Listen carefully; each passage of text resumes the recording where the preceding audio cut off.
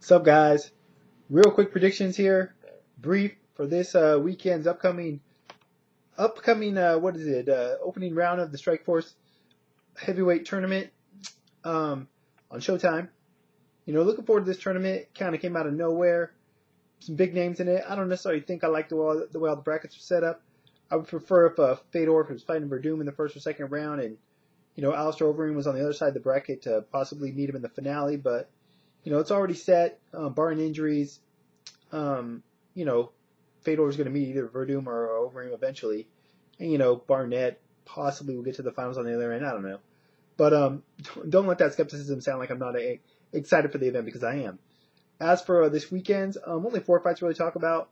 Undercard, real quick, man. You got Valentin Overeem, Alistair's older, less talented brother, taking on Ray Sefo. Valentin, more of a sub guy, submission guy. Doesn't like to get hit. Ray Sefo, straight up K1 kickboxer, has no sub defense probably. Is a big hitter. So Sefo's only got like 2 or 3 fights.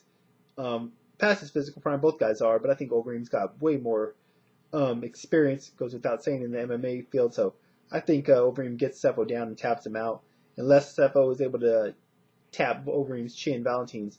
Whereas then he'll probably submit fairly quickly. But I'd go with Valentin Overeem by submission in this one.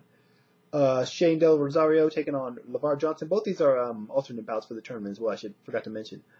Del Rosario undefeated. LeVar Johnson, big, strong heavyweight. Was out of action for a little while after he got shot.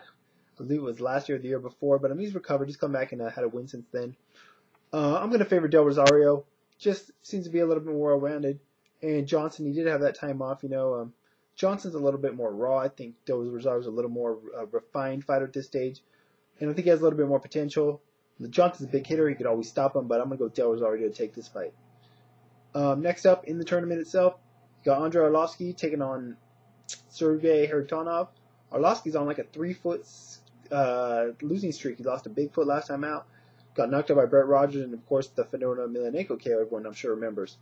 Sergey Harritonov, he got a win in his last bout over a guy named Mizuno in Japan. But before that, not looking so good. This fight had been made about 5 years ago, would have been really highly anticipated. I remember when Harritonov first came on in Pride, pretty interesting heavyweight, prospect at the time. Even had a competitive bout with Antonio Rodrigo Nogueira. But since then, since Pride folded, Harritonov's kind of just been all over the place. Not quite the same physically. I don't think he's in as good a shape as he used to be. Doesn't have the strongest chin. Pretty solid striking. He has been trying to compete in K1, although not to the best. We're not doing so well, but I expect a stand-up fight here. Arlovsky, as we saw in the Rogers fight and many other fights in his past, doesn't have the strongest chin either, but he was able to go all 3 rounds with Antonio Bigfoot Silva. Arlovsky, to his credit, is now training down at Greg Jackson's camp. Said it before, that can only be a benefit for guys. Greg Jackson's camp, I think they're good at showing guys, training guys to use distance properly. And I think if Andrei Arlovsky uses distance properly on the feet, he should win this fight. I think he's a much quicker, more athletic fighter. Maybe a little bit more power in his hands, and I think he's always in good shape. Arlovsky, you got to give him that for sure. He's always comes to fight and in good shape, and I think he'll be in the better shape here. I think he'll be faster, and I think he'll just outstrike Harritonov to a decision, unless he can stop Harritonov maybe with the body shot.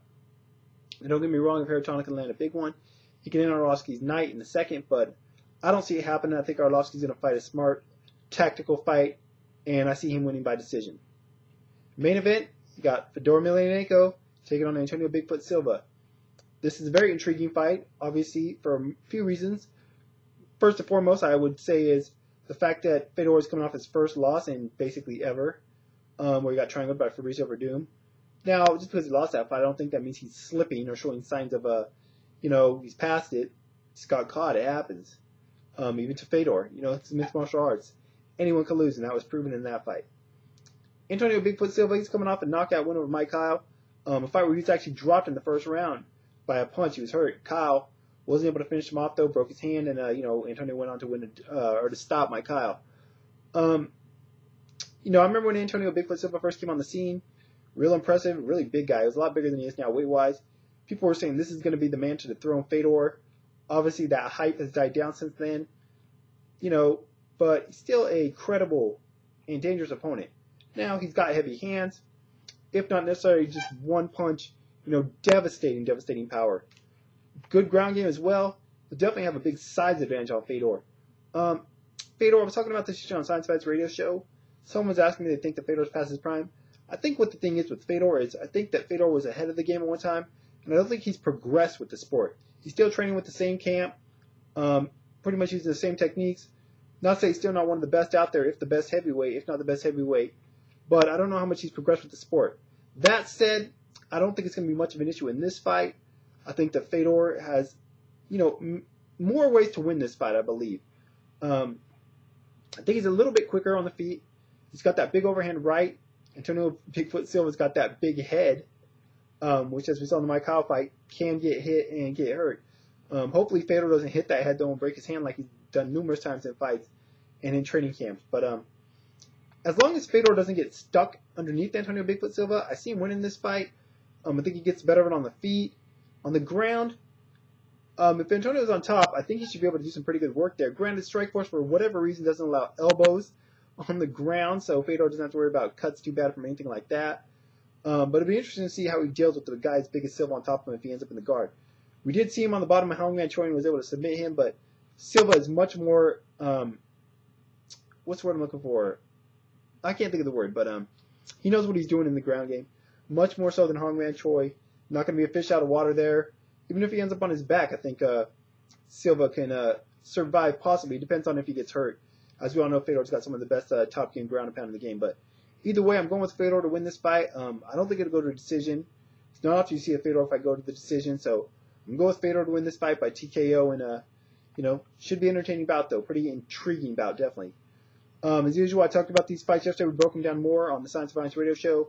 And, of course, we'll be talking about the event afterwards next Sunday. You can go and check that out anytime, on demand, podcast, whatever. I will put a link in the information part of the video as usual, as well as a link to my Twitter. And just want to hear your guys' thoughts on the fights, particularly Arlovsky, Haratonov, and Fedor Bigfoot. And if you're looking forward to this event, who you think will be the eventual tournament winner? Who do you think is the favorite at this moment before the tournament starts? That's it for now, guys. Until next time, I'm out.